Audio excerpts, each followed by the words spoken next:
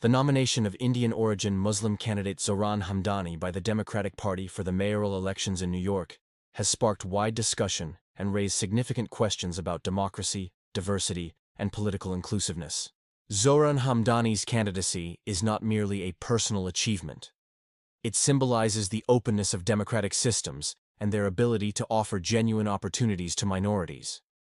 At a time when nationalism and religious extremism are on the rise globally, the selection of an Indian Muslim as a candidate in America's largest city, one with the highest Jewish population in the world, carries deep meaning.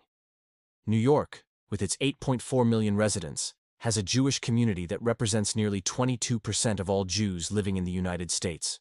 In such a city, when a Muslim candidate with socialist leanings who openly criticizes Israeli policies, challenges figures like former President Trump, and even calls for Netanyahu's arrest during his New York visit, becomes part of mainstream American politics. It demonstrates not weakness, but the strength and maturity of democracy. Yet, when such news surfaces, many interpret it either as the failure of the Western system or the triumph of Islam, whereas the truth lies elsewhere.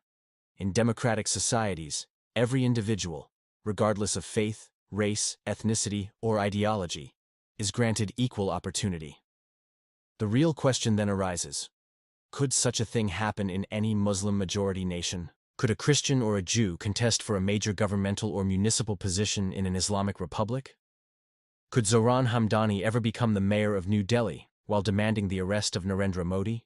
In India, Muslims often face threats even for expressing their beliefs, while in Iran, under Article 115 of its constitution, only 12 Shia Muslims are eligible to run for president, excluding Sunnis entirely.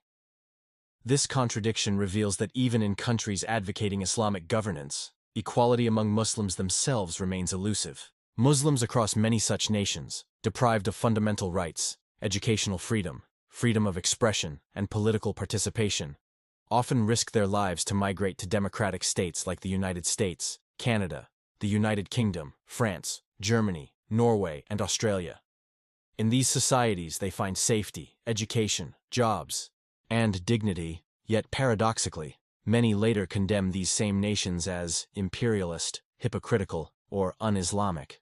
It is also true that some individuals living comfortably within Western democracies exploit the very freedoms they enjoy to attack the democratic institutions that protect them.